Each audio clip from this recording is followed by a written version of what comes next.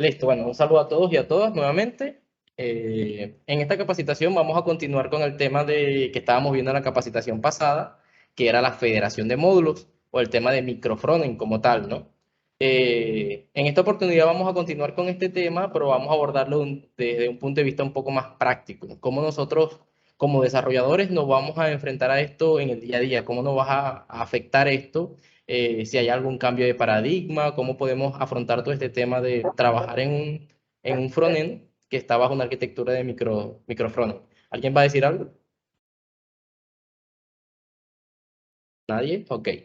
Entonces, la misma mecánica de la vez pasada, si alguien tiene algo que aportar, algo que decir, una pregunta, un comentario, simplemente abra su micrófono y lo dice nomás, ¿vale? Entonces, en primer lugar, voy a empezar con un breve repaso de lo que se habló la vez pasada. Voy a ir pasando las pantallas y es que se empezó con esto, ¿no? Con una gran pregunta y era ¿por qué? ¿Por qué utilizar esto de la federación de módulos? Y para explicar esto estuvimos explicando esta imagen, ¿no? En donde teníamos, explicábamos cómo eran los sistemas antes, los sistemas monolíticos. Luego, para resolver este tema de los sistemas monolíticos que tenían muchos problemas o que daban muchos problemas a nivel de mantenimiento, a nivel de escalabilidad, se llegó la arquitectura de microservicios al rescate para el tema de backend, pero a nivel de frontend seguíamos con este problema. Entonces, estuvimos hablando también de que se necesitaba algo como en microservicios, pero a nivel de frontend, que es lo que abordamos, ¿no? Que era el tema de microfrontends. Y explicábamos que la idea era que cada equipo tuviera su fuera dueño de sus cosas, ¿no? Como en este ejemplo se muestra, que el equipo de pago tiene su misión y su misión está directamente, o sea, está bien definida y dice, mira, provee una buena experiencia para para el pago, para el proceso de pago de la plataforma. Y que es bueno que ellos tengan su propio frontend, su propio backend y su propia base de datos. Puede ser, ¿no?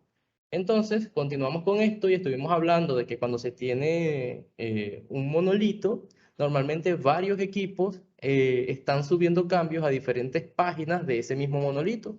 Y cuando suben sus cambios, que está en un proyecto, en un mismo repositorio, esto entra en el mismo pipeline, en el mismo flujo, termina el flujo y eso finalmente se publica en la nube privada de Amazon Web Service o en nuestro caso, la de Azure, la de Microsoft. Buenísimo. Así funciona. Pero cuando nos pasamos a un esquema microfrontend, tenemos varios equipos que están subiendo cambios a diferentes microfrontend en donde cada uno de ellos tiene su propio proyecto, su propio repositorio, de manera que cada uno de ellos tiene su propio flujo, su propio pipeline y harán su deploy en la nube privada, ya sea de Amazon, ya sea de Microsoft o la de Oracle, la que sea. Pero ahí va a estar. Pero el tema aquí era, ok, son diferentes proyectos, están desplegándose en nubes diferentes, puede ser, pero ¿cómo yo hago que esto sea una sola plataforma? Porque el tema es que es una sola plataforma, pero están desplegados por diferentes partes. ¿Cómo yo hago que todo esto converse y que siga funcionando como una sola plataforma? Y allí es donde empezamos a hablar sobre el tema de las herramientas que existen hoy en día para abordar este tema del microfrontend. Entonces, y aquí empezamos a hablar de Webpack 5. Que Webpack 5 sacó varias características, estuvimos mencionando una de estas, pero nos centramos en esta característica que es la federación de módulos. La federación de módulos, estuvimos explicando, dijimos que es una característica de Webpack 5 que permite a una aplicación de JavaScript correr código de una aplicación remota, de una aplicación que está en otra parte, código que no está en mi aplicación.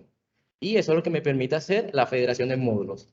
Y vimos estos conceptos claves que eran las aplicaciones de tipo host, que son las que por donde inicia la aplicación y la que tiene la responsabilidad de cargar el otro tipo de aplicaciones o los componentes federados de estas aplicaciones.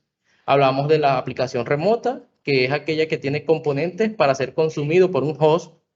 Tenemos las aplicaciones de tipo host bidireccional, que es una aplicación host que consume, pero también expone algo para que la consuman a ella. Y los hosts omnidireccionales, que también estuvimos hablando un poco de esto, ¿no? Luego nos metimos al tema de cómo funciona, vimos un poco de código y antes del código vimos esta imagen que fue la representación del código que vimos. donde teníamos una aplicación 1, que era el host, y una aplicación 2, que era el remote. Y ambas aplicaciones estaban hechas con React.js y compartían estas librerías. En esto estuvimos viendo cómo la aplicación remota tenía unos componentes y este componente iba a ser utilizado en el host. En eso estuvimos. Vimos algo de código, explicamos todo este tema y luego llegamos a las consideraciones importantes que aquí a destacar es la última parte, ¿no? Que dice, el código federado siempre puede cargar sus dependencias, pero intentará usar las dependencias de los consumidores antes de descargar más carga útil. Este fue un tema que generó mucho, como que mucha controversia ahí, pero es así. Webpack es uno de los mejores empaquetadores y en la federación de módulos y él se encarga de hacer este trabajo. Y luego llegamos a nuestra situación, ¿no? En Tuten Labs. Llegamos al punto en donde cómo utilizamos nosotros la federación de módulos para hacer una poderosa arquitectura de microfront.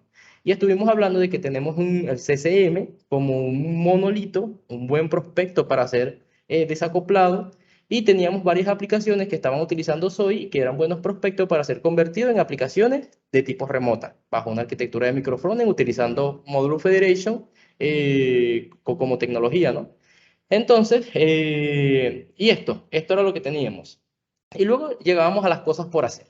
Las cosas por hacer era migrar los proyectos a cada uno de ellos para que utilizaran Webpack 5, porque como les dije, la federación de módulos es una característica de Webpack 5. Si instalas Webpack 5 en tu aplicación, ya tienes la federación de módulos, ya lo puedes utilizar. Lo otro era que había que analizar los módulos que íbamos a desacoplar. Durante la prueba de concepto se tomó suscripción y se hizo un proyecto de suscription y se desacopló por completo del monolito.